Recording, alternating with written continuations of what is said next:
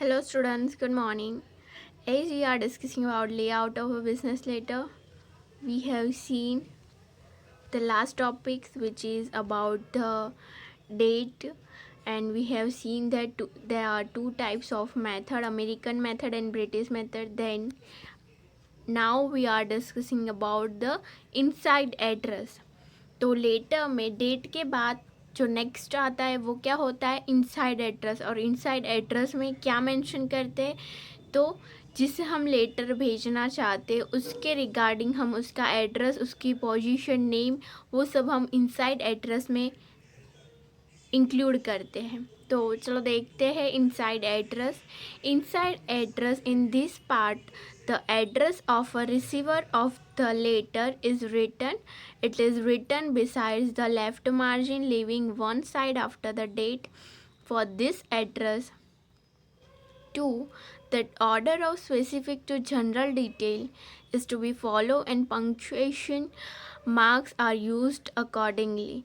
तो यहाँ पे क्या कहा है कि हम डेट कहाँ पे मेंशन करते हैं, तो डेट हम राइट साइड पे मेंशन करते हैं. तो उसके बाद एक लाइन लेफ्ट करके हम एड्रेस, इनसाइड एड्रेस कहाँ पे मेंशन करेंगे, लेफ़्ट साइड पे.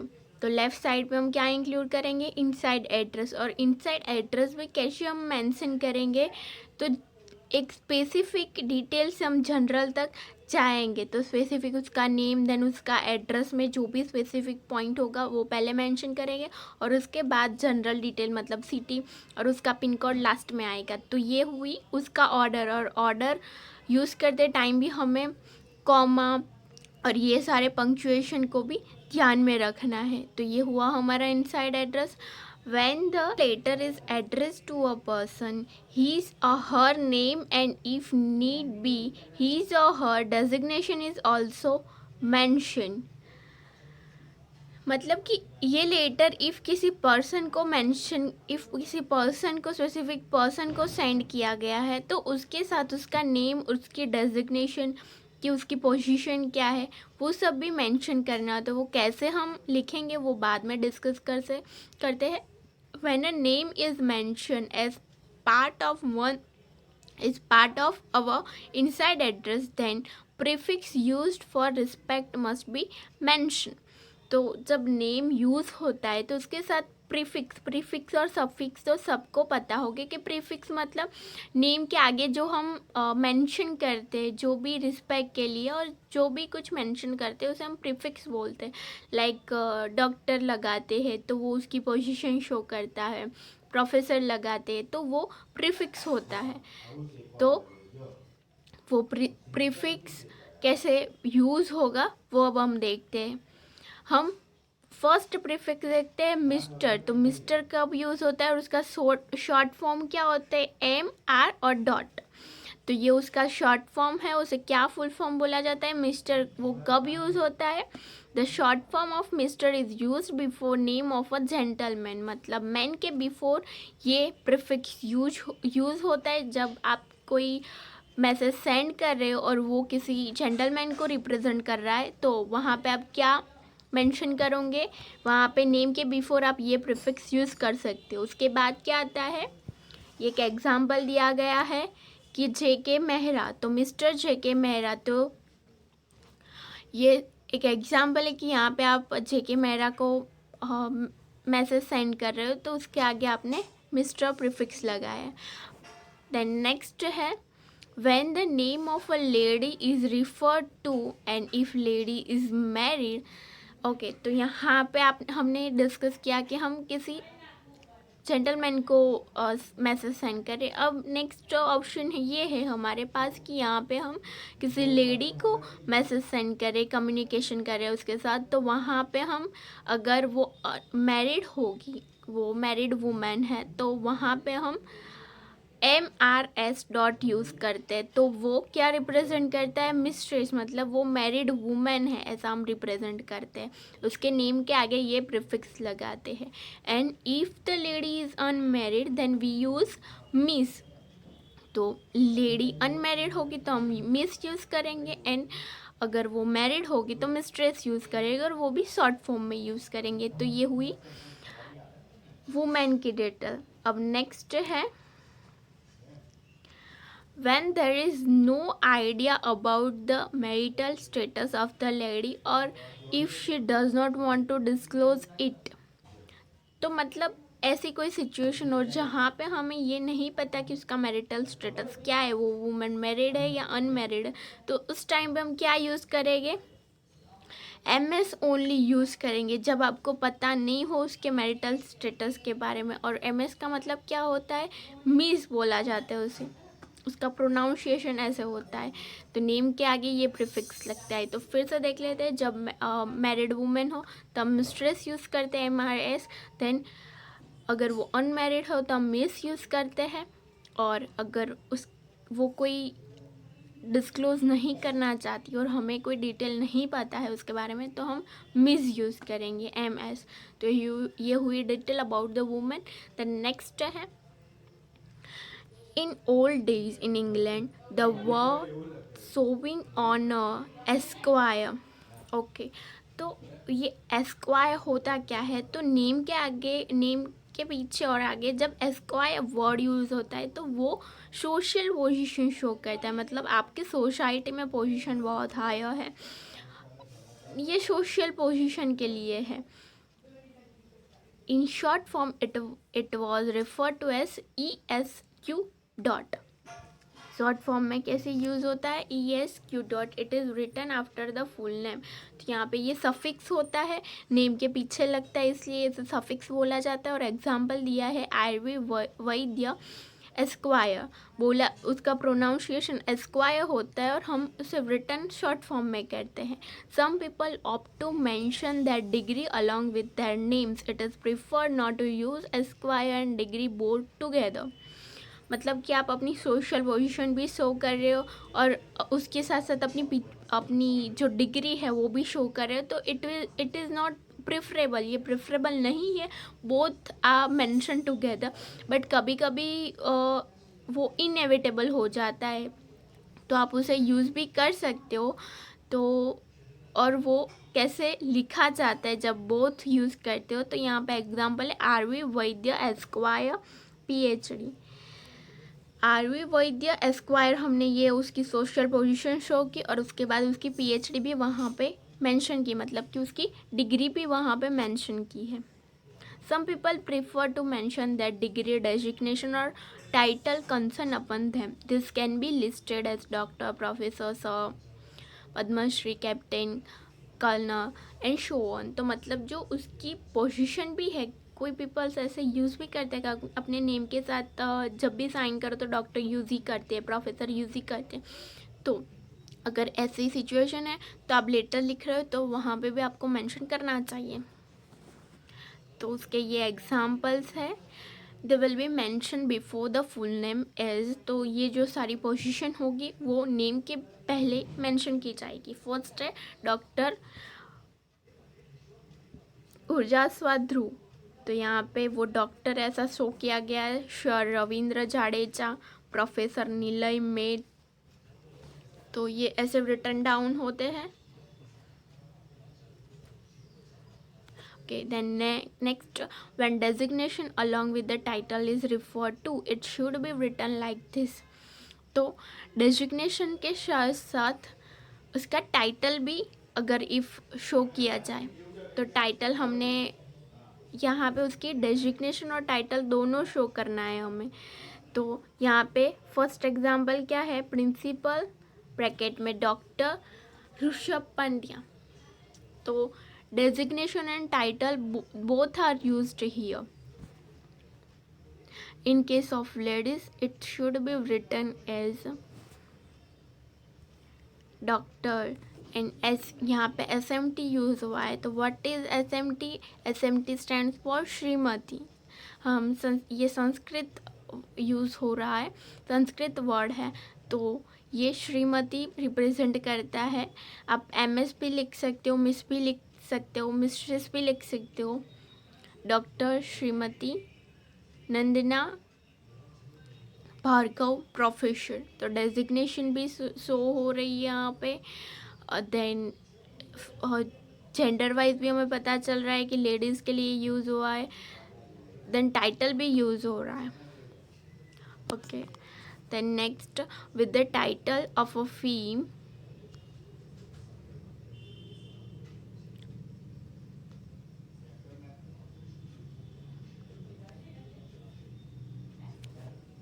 with the title of a firm having personal name, measures is written before it as. तो यहाँ पे मेजर्स वर्ड यूज हुआ है. तो व्हाट इज मेजर्स? तो जहाँ पे आप ग्रुप ऑफ पर्सन्स के रिगार्डिंग आप कम्युनिकेशन कर रहे हैं, मतलब कि एसोसिएशन और अ कंपनी, तो उसके रिगार्डिंग आप कम्युनिकेशन कर रहे हो, तो वहाँ पे क्या यूज़ होगा? मेजर्स यूज़ होगा. Example, measures Rajni brothers. तो यहाँ पे रजनी ओनली नेम इंक्लूडेड नहीं है, रजनी ब्रदर्स मेंशन किया है, मतलब कि ये कोई कंपनी होगी या एसोसिएशन होगा. एसोसिएशन मतलब ग्रुप ऑफ पर्सन. तो यहाँ पे ऐसा शो किया गया, इसलिए हमें मेजर्स यूज़ करना होगा before. Okay, then when the title of a firm having impersonal name the is written before it as, मतलब कोई impersonal नेम है तो यहाँ पे हम धी यूज़ करेंगे बिफोर में. When the executives of any limited company, private firm, bank or public venture are to be addressed as part of inside address, then their designation are mentioned and not their names. मतलब कि हम कोई organisation, मतलब bank ले लो, कोई public venture ले लो और public company ले लो, प्राइवेट कंपनी ले लो, तो ऐसी कंपनी के साथ कम्युनिकेशन कर रहे हैं तो हम वहाँ पे उसके डेजिग्नेशन मेंशन करेंगे, नेम मेंशन नहीं करेंगे.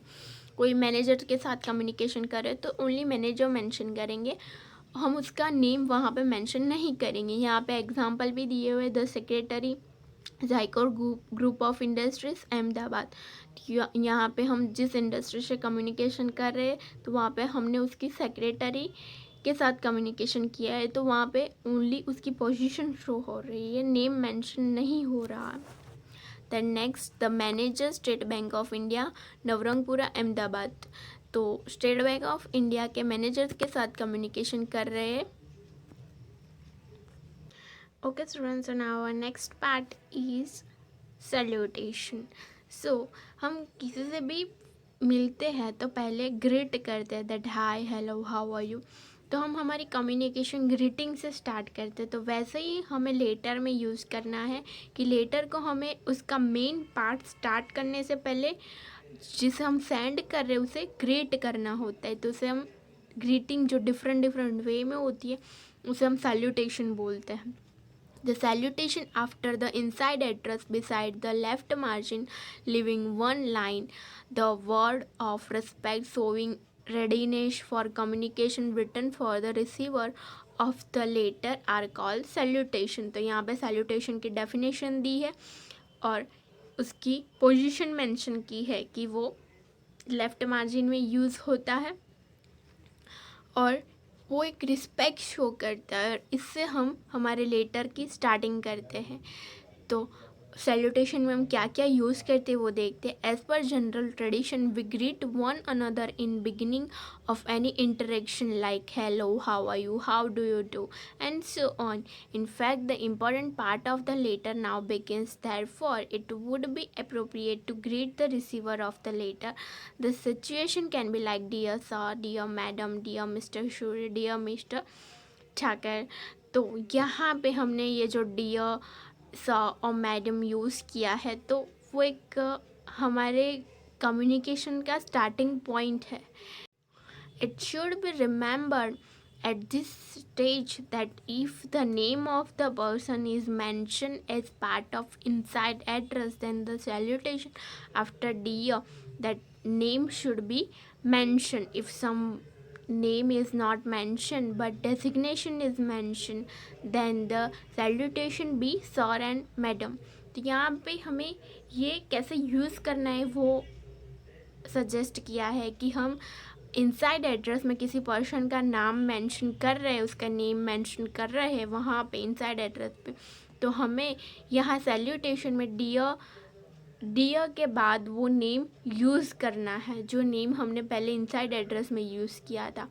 और ये हमने इनसाइड एड्रेस में ओनली पोजीशन शो की थी, तो वहाँ पे हमें ओनली डियर सर और मैडम यूज़ करना है। हम पहले देखते हैं यहाँ पे द सेक्रेटरी, यहाँ पे द सेक्रेटरी तो वो पोजीशन शो की गई थी, तो इसके बाद हम सैल्यूटेशन में क्या यूज़ करेंगे, डियर सर और डियर मैडम यूज़ करेंगे।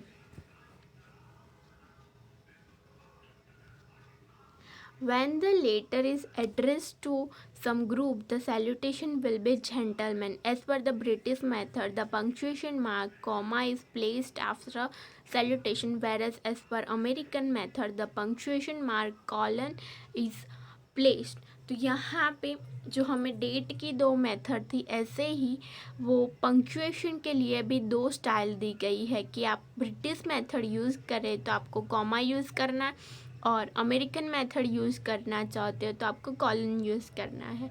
कि उसके बाद डियर आपने यूज़ किया, उसके बाद सर मेंशन किया, तो उसके बाद सर के बाद हमें क्या यूज़ करना है, कॉमा और कॉलन यूज़ करना है। The other important thing about salutation is that it reveals the proximity or nearness in relationship between the letter writer and its receiver। तो जो लेटर लिख रहा है और जो लेटर रिसीव कर रहा है उन दोनों में थोड़ी बॉन्डिंग शो ये डियर और ये जो सैल्यूटेशन के वर्ड्स होते हैं वो शो करते हैं। For example, for official correspondence with government institution the most formal salutation will B sir और मैडम इज़ यूज्ड। तो हम किसी गवर्नमेंट अथॉरिटी के साथ कम्युनिकेशन कर रहे हैं तो वहाँ पे हमारे सैल्यूटेशन के वर्ड्स क्या हो गए, सर एंड मैडम हम यूज़ कर सकते हैं। In general correspondence the salutation will be dear sir dear madam is use.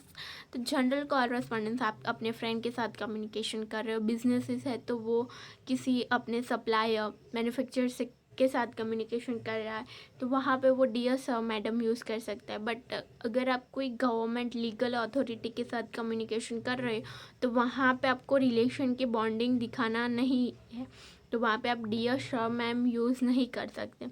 When there is an intimate relationship with the receiver, the salutation like dear Khan is used। तो यहाँ जब आपको किसी ऐसे पर्सन को मैसेज करना है जिसके साथ आपकी रिलेशनशिप बहुत ही क्लोज रिलेशनशिप है, आपके बहुत क्लोज फ्रेंड है, बहुत अच्छे सप्लायर है, और कोई ऐसी क्लोज रिलेशनशिप शो करनी है तो वहाँ पे आप डियर खान और ऐसे वर्ड्स यूज़ कर सकते हो। It is the salutation that decides the complementary clause because both are interconnected। तो जिस वे में आपने अपना सैल्यूटेशन यूज़ किया होगा उसी वे में आपको अपना कॉम्प्लीमेंट्री क्लोज उसके अकॉर्डिंग चूज़ होता है, बिकॉज दोनों इंटर रिलेटेड ही है। वो कैसे वो हम बाद में देखते हैं। देन हमारा नेक्स्ट पार्ट क्या आता है, body of the paragraph.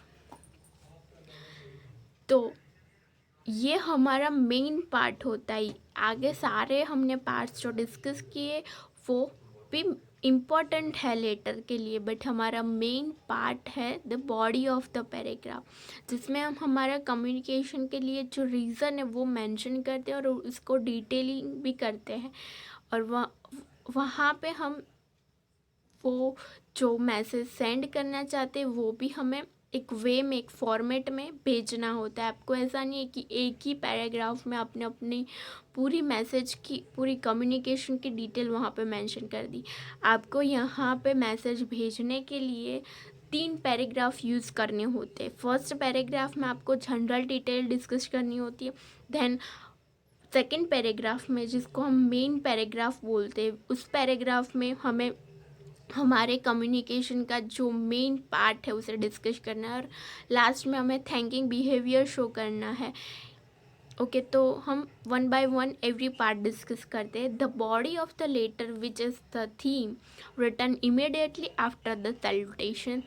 This main part of letter is generally divided into 3 part. वो लेटर की बॉडी इसीलिए उसका नेम क्या हुआ है, बॉडी ऑफ द लेटर। वो 3 पार्ट में डिवाइडेड है। फर्स्ट पार्ट है एंड इंट्रोडक्टरी पैराग्राफ। तो फर्स्ट पैराग्राफ में हम इंट्रोडक्शन शो करते हैं, जनरल डिटेल डिस्कस करते हैं। तो इसीलिए उसका नेम है introductory paragraph. It generally provide reference to the earlier correspondence और interaction. At times it provides an introduction to the later writer. It serves the purpose of connecting link in the chain of correspondence. A properly began letter thus works efficiently as a messenger. तो अगर आपको अपना letter attractive बनाना है तो आपको introduction में बहुत consideration करना है, बिकॉज आपका इंट्रोडक्शन अच्छा होगा तो आपकी इमेज भी अच्छी जाएगी.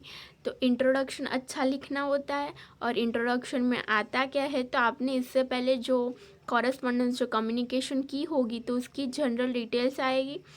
एंड अगर फर्स्ट टाइम कर रहे हैं तो आपका मतलब कि राइटर की जनरल डिटेल्स आएगी. तो ये पैराग्राफ में जनरली इंट्रोडक्शन आता है, तो इसलिए इसे इंट्रोडक्टरी पैराग्राफ बोलते हैं. देन नेक्स्ट है हमारा main paragraph, main body of the paragraph.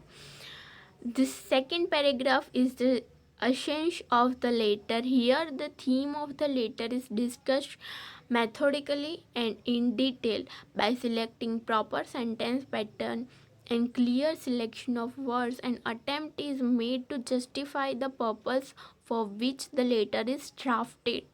तो हमारा सेकेंड पैराग्राफ मेन पार्ट है बॉडी पैराग्राफ का, और यहाँ पे जो हमें डिस्कस करना है वो मेथोडिकली एक फॉर्मेट में डिस्कस करना होता है, और डिटेल में अब हम यहाँ पे डिस्कस करेंगे. फर्स्ट पैराग्राफ में हमने सिर्फ जनरल डिटेल डिस्कस की थी, जनरल जो टर्म्स आती है वो डिस्कस किए थे. अब हम सेकेंड पैराग्राफ में सब डिटेल में डिस्कस करेंगे, और वो भी फॉर्मेट में, एक फॉर्मेट में. और ये सब हम जब डिस्कस करते हैं तो हमें वर्ड्स जो चूज़ करने होते हैं वो भी केयरफुली चूज़ करने होते हैं ताकि आपकी इमेज भी अच्छी रहे.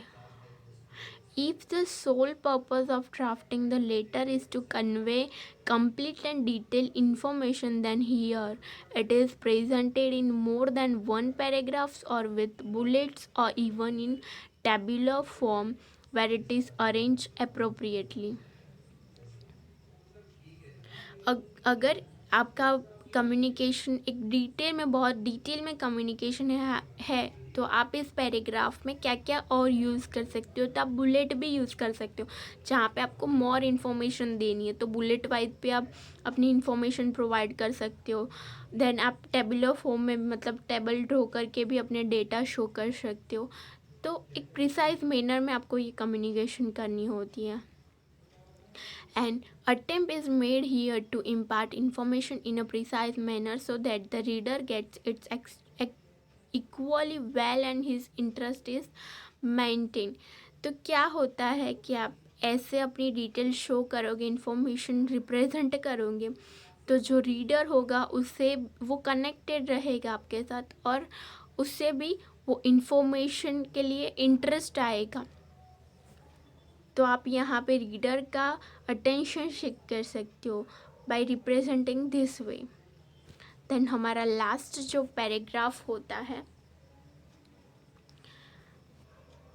तो वो पैराग्राफ हमारा क्या होता है, कंक्लूडिंग पैराग्राफ होता है. हमने फर्स्ट पैराग्राफ में डिस्कस किया हमारे इंट्रोडक्शन के रिगार्डिंग, हमारी जो जनरल थिंग थी वो डिस्कस किया. देन सेकेंड पैराग्राफ में हमने उसको डिटेल में डिस्कस किया जो हमारी थिंग थी, जो हमारा पर्पस था.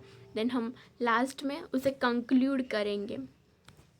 The later writer here clearly mentions what he expects from the reader and moves in the direction of ending the letter. He makes an attempt to convert the prospective customers into an actual customer by giving some assurance. It should be noted that certain regular expression mentioned after the third paragraph before the complementary clause should be written as follow. तो हम यहाँ पे thanking behaviour show करते हैं और हमारा जो भी डिस्कशन था उसको कंक्लूड करते हैं और उसको पॉजिटिव वे में ले जाने का ट्राई करते हैं. उसका एग्जांपल है थैंकिंग यू.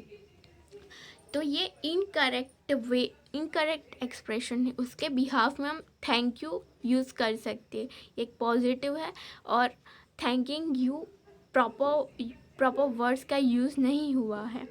और द नेक्स्ट ऑप्शन हमारा क्या है, नेक्स्ट है awaiting an early reply from you, we await an early reply from you. तो वर्ड्स को भी आपको प्रॉपरली यूज़ करना होता है। हमारा सेकेंड ऑप्शन एवरी सिचुएशन में राइट है, वाइल फर्स्ट ऑप्शन इनकरेक्ट है बिकॉज वहाँ पे वर्ड्स का प्रॉपरली यूज नहीं हुआ है। तो लास्ट पैराग्राफ में हम क्या करेंगे, तो थैंक करेंगे और एक पॉजिटिव एनवायरनमेंट क्रिएट करने का ट्राई करेंगे एंड प्लीजिंग बिहेवियर हमारा शो करेंगे।